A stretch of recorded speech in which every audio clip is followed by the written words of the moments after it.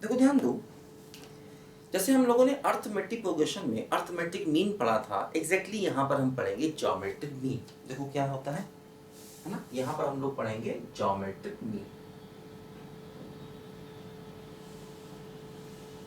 है ना। देखो ज्योमेट्रिक मीन में क्या होता है, जैसे मान लो मैंने 3 टर्म लिए, 2 है ना, 4 और 8। देखो ये तीनों टर्म्स जीपी में है, 2 4 8 तीनों किसमें है, जीपी में।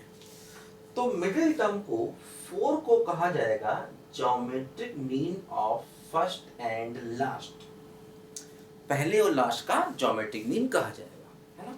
जैसे मान लो हमें क्वेश्चन दिया जाए, हमसे कहा जाए कि फाइंड ज्योमेट्रिक मीन ऑफ, है ना, ए एंड बी। मान लो हमसे कहा जाए कि ए और बी दो नंबर है, इनका ज्योमेट्रिक मीन निकालो। तो हम क्या करेंगे, सबसे पहले हम ज्योमेट्रिक मीन को जी मान लेंगे। तो अगर हमने ज्योमेट्रिक मीन को जी माना, देखो क्या होगा, ये ए, जी और बी, देखो ये तीनों आपस में जीपी में हो जाएंगे, ए, जी, बी और बी। ये तीनों टर्म देखो यहाँ पर ज्योमेट्रिक प्रोग्रेशन में आ जाएंगे।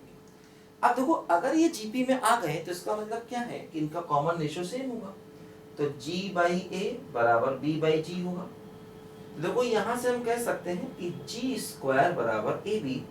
अब देखो g की वैल्यू आ गई plus minus under root a b, है ना। अब देखो क्या होता है, जैसे अगर हम यहां पर प्रैक्टिकली थोड़ा सा सोचें, तो जैसे मान लो दो नंबर ए और बी हैं, तो मीन का मतलब जो उनके बीच में आए। तो अब ये दोनों मान लीजिए अगर दोनों पॉजिटिव नंबर हैं, मान लीजिए ए बी दोनों पॉजिटिव हैं, तो इनके बीच में नेगेटिव तो आएगा नहीं, इनके बीच में क्या आएगा, पॉजिटिव। तो इसका मतलब इनका जो ज्योमेट्रिक मीन है वो ये हो गया रूट ए बी, क्योंकि दोनों पॉजिटिव हैं इसीलिए, है ना। मतलब एक थोड़ा सा आप उसके हिसाब चलो, मीन का मतलब बीच में, तो दो पॉजिटिव चीजें हैं तो उनके बीच में नेगेटिव नहीं आएगा, उनके बीच में क्या आएगा, पॉजिटिव ही आएगा। तो बस ये एक टाइप का, एक तरीके से आप ये कह सकते हैं कॉमन सेंस थोड़ा सा है, और कुछ नहीं, है ना। हालांकि अगर हम थ्योरेटिकली देखें तो माइनस वाला बीच में रखेंगे तो जीपी बनेगी, है ना। अगर हम माइनस वाले को बीच में रख दें तब भी वो तीनों जीपी में आएंगे, लेकिन माइनस वाले को हम उन पॉजिटिव नंबर का ज्योमेट्रिक मीन नहीं कहते। जैसे कि मान लो फॉर एग्जांपल, अगर हमें क्वेश्चन लें, हम 4 और 9 दो नंबर ले लें और हम आपसे पूछें इनका ज्योमेट्रिक मीन बताइए, तो देखो दोनों नंबर पॉजिटिव है, तो ज्योमेट्रिक मीन क्या होगा, अंडर रूट 4 इंटू 9 मतलब 6 होगा, ठीक है। लेकिन यही मान लो अगर मैं दोनों नंबर निगेटिव ले लूं, -9 और -4 ले लूं, और आपसे पूछूं कि इनका ज्योमेट्रिक मीन क्या होगा, तो अब यहाँ पर आप ज्योमेट्रिक मीन के लिए माइनस वाला फार्मूला यूज करेंगे, ध्यान देना, प्लस का नहीं माइनस का। तो इससे क्या होगा, माइनस देखो ए और बी, ये हो गया -9, ये हो गया 4, तो माइनस अंडर रूट 36, तो -6 इनका ज्योमेट्रिक मीन आ गया, ध्यान दो, है ना। तो अगर दोनों नंबर पॉजिटिव हैं तो ज्योमेट्रिक मीन पॉजिटिव होगा, अगर दोनों नंबर नेगेटिव हैं तो ज्योमेट्रिक मीन भी नेगेटिव होगा, ध्यान देना।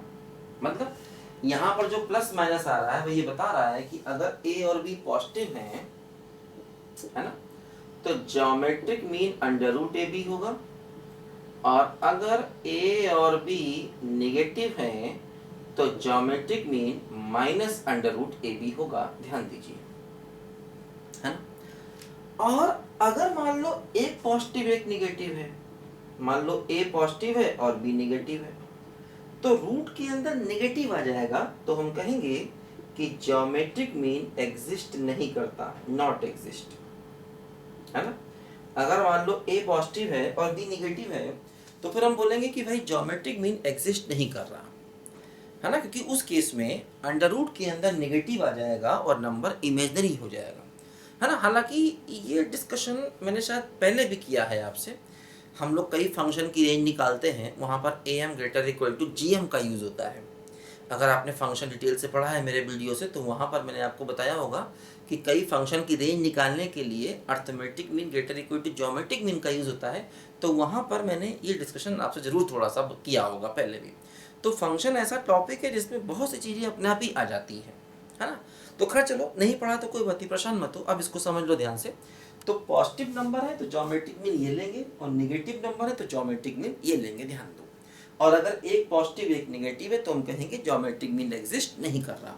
इसको लिखो जरा बच्चों ध्यान से पहले।